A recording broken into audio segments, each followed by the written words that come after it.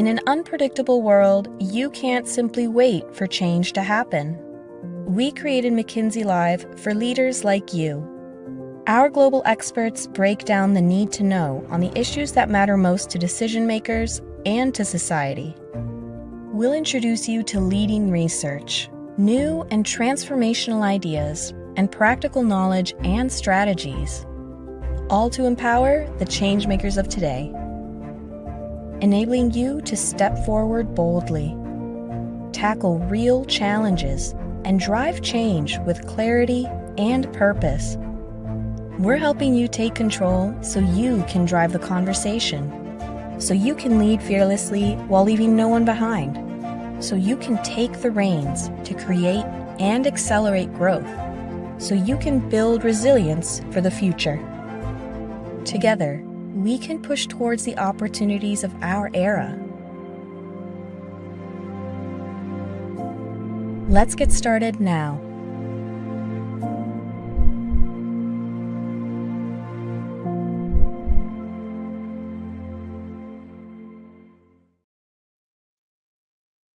Hello and welcome to McKinsey Live. I'm Lucia Rahilly, McKinsey's editorial director and your host for today's event, Redefining the Role of the Tech Officer.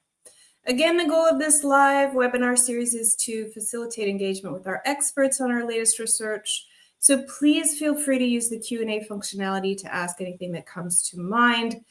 We have lots of folks here today for this one. It's quite a sizable crowd today, but as always, we will do our best to answer at least a selection of your questions.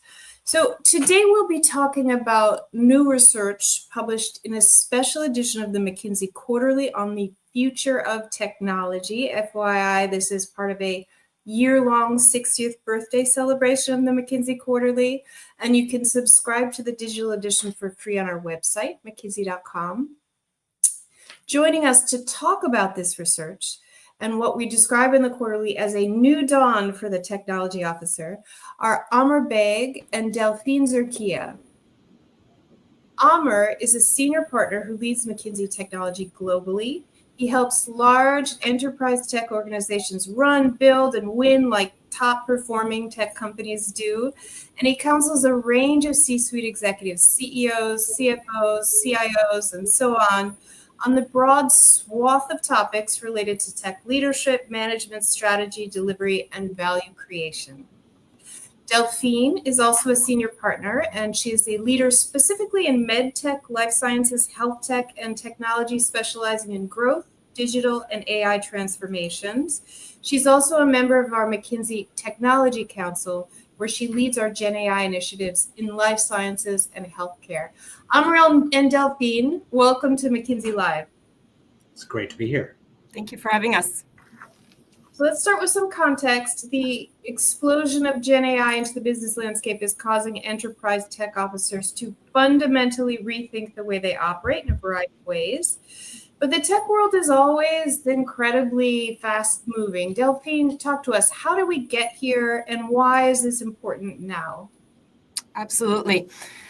So I have to empathize with our chief technology officers because there's definitely a lot of increasing expectation on that role. And that is because of a lot of excitement around AI, but also many other technologies that we've been also talking about in our tech council.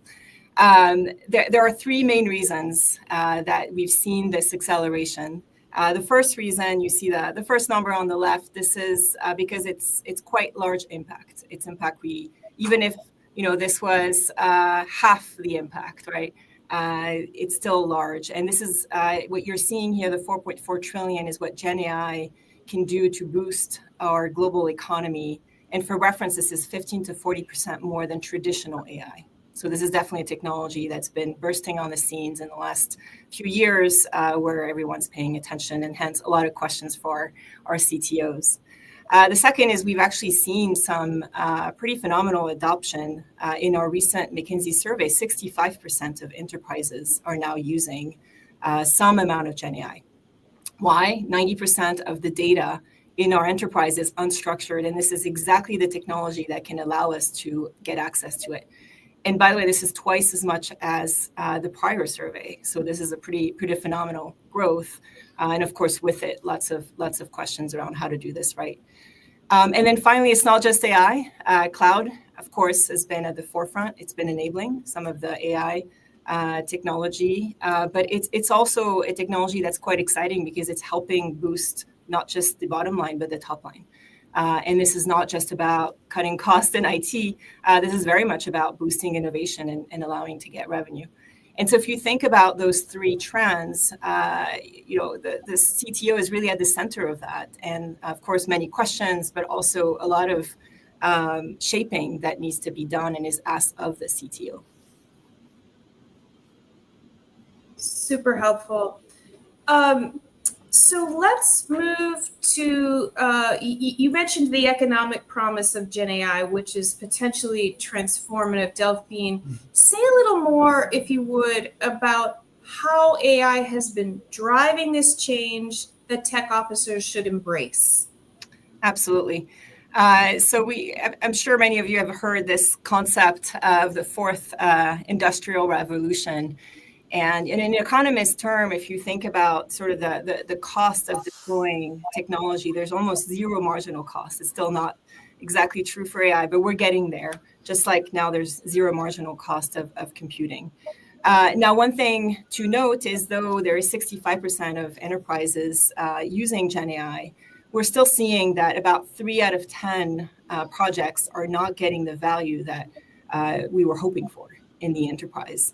And one might say it's early, but we also learned from the DNA revolution about 10 years ago that having 1,000 pilots is really not the way to go. And I think we're learning much faster now that it is very, very important for the CTO to step in and help the enterprise really make sense of what is happening.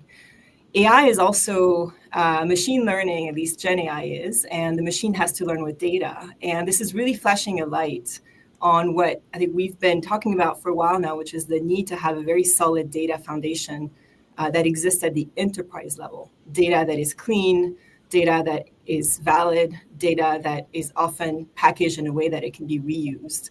And this is also very much what AI has brought at the forefront. Finally, AI by itself, and I alluded to the failure rate, it's often not the technology that doesn't work. It's really more the people in the process. We're asking people to completely fundamentally change the way they work. And that means reskilling, that means also rethinking processes. And that very much needs to be an enterprise level technology plus the business tackling this issue. So this concept of technology done in a silo and the business applying it is no longer valid, and AI is really forcing this very cross-functional leadership team to look at how do we actually get 10 out of 10 of these projects or use cases to really bring the value that we want to see. So what I'm hearing you say, at least in part, is that this particular moment is almost a step up opportunity for leaders, but there are these various challenges that they will have to navigate. And what's needed now is clarity on where and how tech leaders should focus their energies and build these new capabilities that you're alluding to, talent and so forth. Amar, you speak with business leaders every day. Can you share some of what you're hearing from leaders in those conversations? Of course. First, it's important to recognize that every platform revolution or generational technology has changed the scope of enterprise technology and consequently the role of the CTO, CIO, CDO, the enterprise tech officer. So with that in mind, we like to say generational technologies come with generational career opportunities. As a result, we're extremely bullish about the role of the tech officer going forward. In the last few months, we've spoken with dozens of CEOs, board members, investors, and technology leaders about the evolution of the tech officer role.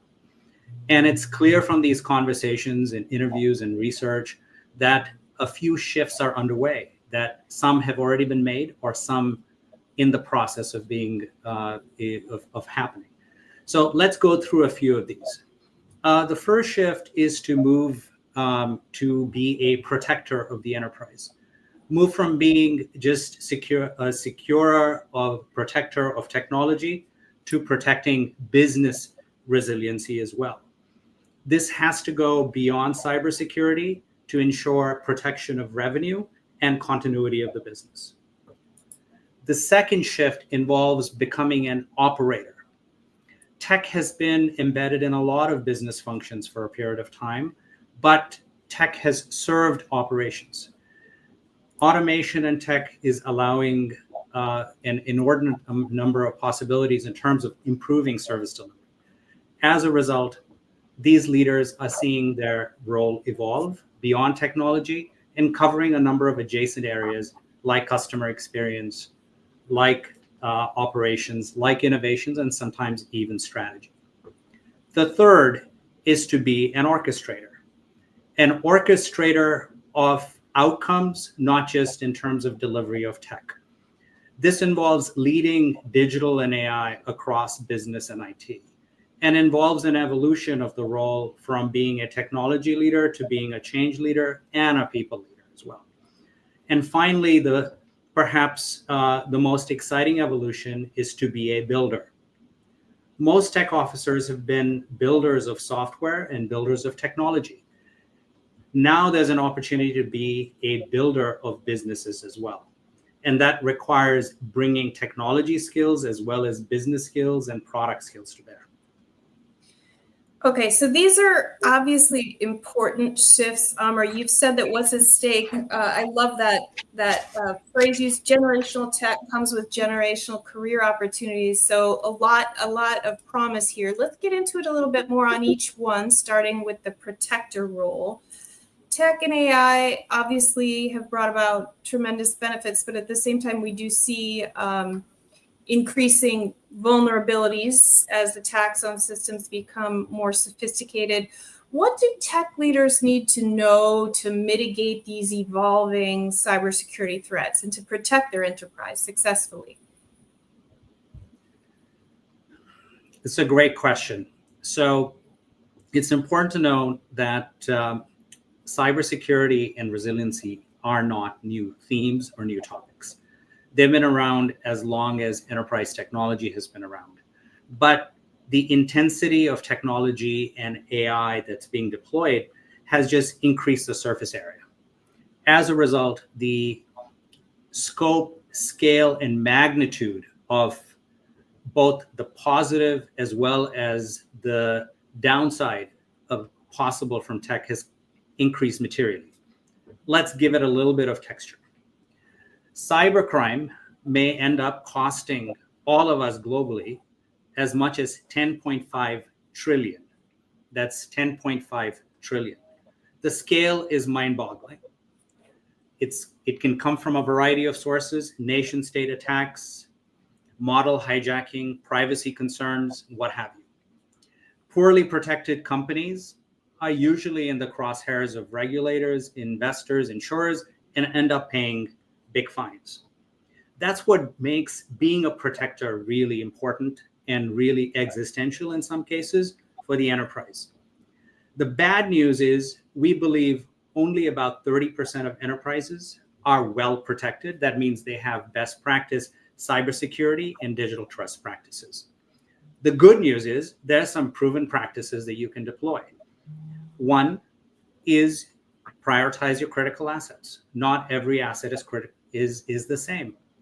We think companies can go a long way by looking at the 30% of your enterprise that drives most of your business and really focus on that. Second is a shift in your process and mindset related to security. Move security much earlier on in the process in terms of software development, adopt policy as code practices, and then embed it early in your new products and services. And third, really take digital trust seriously. This involves communicating with customers, looking at your cyber policies related to breach handling, for example, and third-party risk. That will give you a head start in also getting compliant with a lot of global regulations that are coming on board. That's cyber. Now let's look at business resiliency. Why is that important? Downtime is an issue we hear about, but we have not, for the longest time, put a number and quantified the impact of that. Global 2000 companies could lose as many as $400 billion. That's billion with a B, because of outages and system downtime. Okay? That's a huge number, and it's probably not well understood, and it's probably even worse managed. The implication of this is also hitting enterprises in very interesting ways. Some CEOs are getting docked their pay for not having consistently performing systems, and it's also drawing regulatory scrutiny. With the implementation and advancement of tech and even more adoption of AI, we can just expect this to become even more in the forefront. Why do we say that? One, most enterprises have interconnected systems and legacy systems, which means that one issue in one part of the enterprise could affect all of it. So the interconnected nature really makes a difference. Second, many enterprises have really increased the number of third parties that they've used, which also adds to the risk. And third, perhaps the most interesting one here is processes aren't optimized, nor are they automated. As much as 50 to 60% of outages that we've looked at had a process root cause, not a technological root cause, which means that until that is addressed, this will continue being an issue. Again, there is good news here in terms of how you can tackle it. One, tech leaders can take an end-to-end view, which means not just looking at technology, but the entire business function or business process.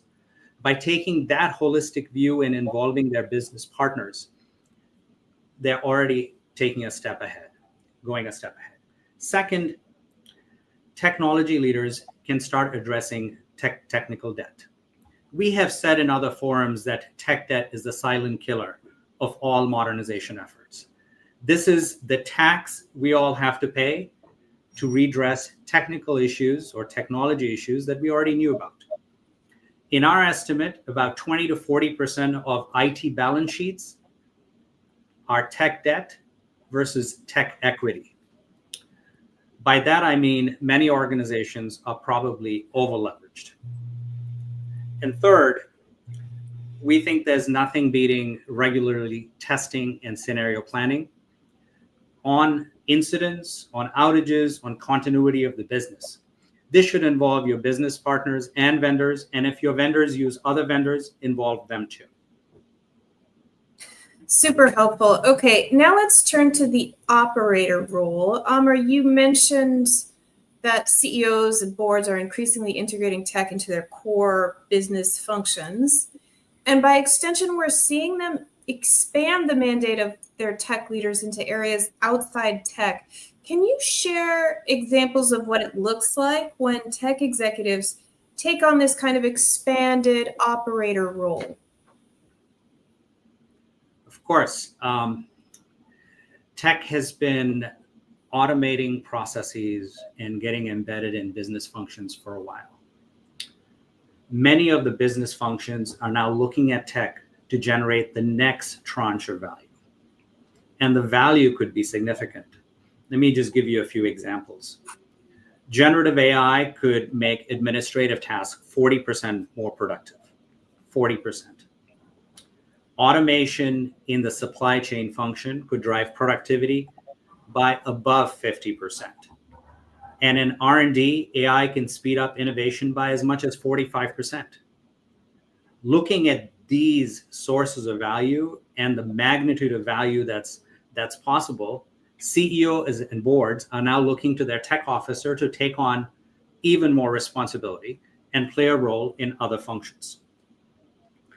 In fact, 23 out of the Fortune 100 tech officers have taken on an additional responsibility beyond digital and IT, 23%. So we think this trend is going to continue even more. Let's talk about a few specific examples. We've all talked about how AI is becoming more central to strategy. That's perhaps most relevant in information intensive and research intensive enterprises, like life sciences, for example, which Delphine covers quite nicely. One global life sciences company has integrated the CIO and the chief strategy officer roles so that these capabilities can work together to develop an enterprise-wide AI strategy that furthers the business strategy and is in alignment with the rest of the C-suite and has support of the board. Okay. Think about this: the chief technology officer also becoming the head of strategy at a company. The second example, we've always known that customer experience gets a real boost through digitization and through great online experiences. Recognizing this, one bank has added customer experience to the role of the CIO. That has led to an increase in digitization as well as an increase in customer satisfaction at this institution. And there are also a number of examples where productivity is important in service operations, that CIOs are taking on responsibilities of service operations, particularly in financial services companies. But in other industries, CIOs are taking responsibility for other corporate functions and shared services, like procurement. So we see examples abound all around us, but they take various different flavors. And we can't be more excited about the CIO stepping in to not just serve operations, but also help take responsibility for delivery of operations as well. Yeah, it's a super interesting shift. Delphine, let's get you back into the mix. Talk to us about the orchestrator role. In other words, how can tech leaders orchestrate change across the organization to drive strategy and deliver on this value potential we've talked about, which can sometimes be elusive, as you've mentioned?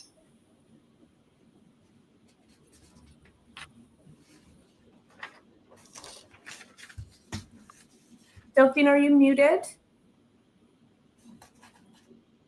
I was. So I was alluding back to the 1,000 pilots, only about 30% or less being successful. We're now seeing more and more some of our chief technology officers stepping into an orchestrator role. And really the shift here is going from owning technology to owning the end-to-end. This means technology, this means people, this means processes, and ultimately owning the full P&L of what is the project and the impact. When is that most in demand? It is when you have projects, use cases that are going to need the full enterprise and multiple business unit or multiple functions. I'll provide an example that is actually close to my heart and to Amer's heart, which is Lily, our own Gen AI platform at McKinsey. This is one where 18 months ago we said, we have to innovate on ourselves. We have to rewire the way we work. And we have so much knowledge in the walls of our own company, often very siloed. And we want our consultants to have access to it so that they can really be more efficient in finding information, but also more impact for our clients.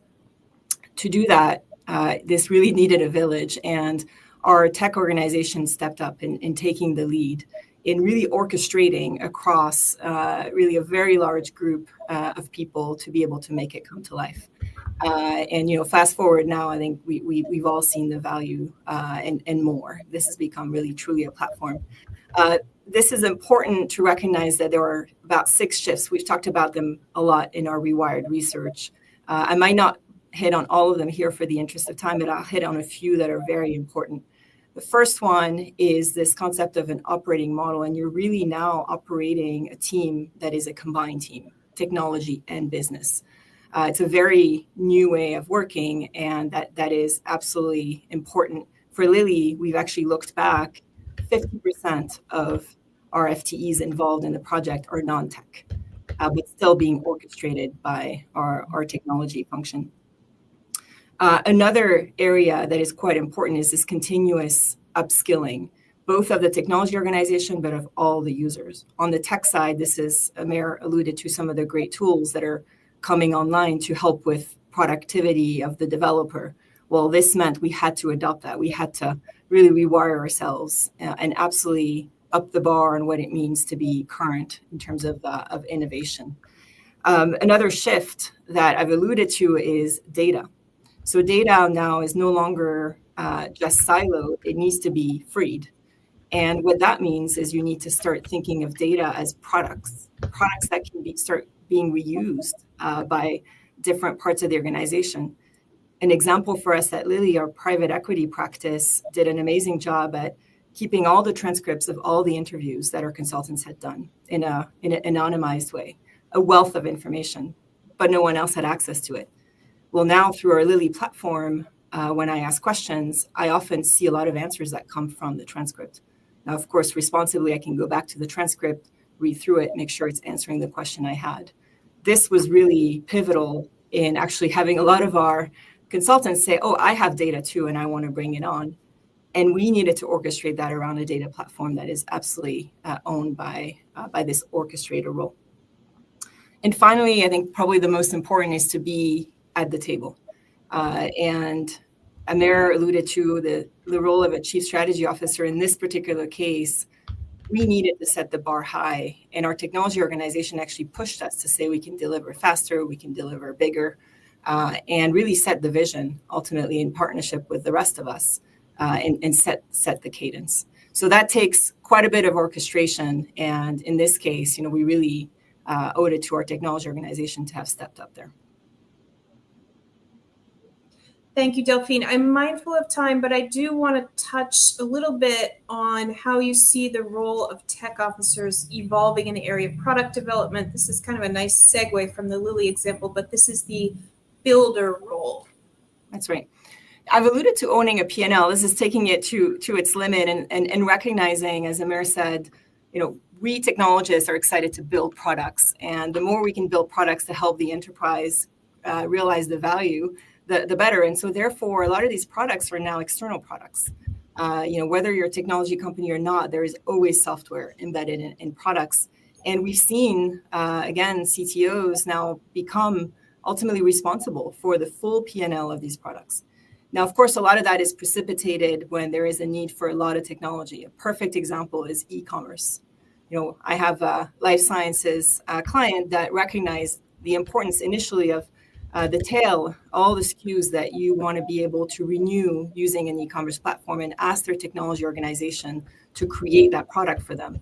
But very quickly, the technology organization realized through a lot of sensing, because they were analyzing all this data, that you could actually use this platform not just for the renewal, but also to be able to access customer segments that were never accessed before.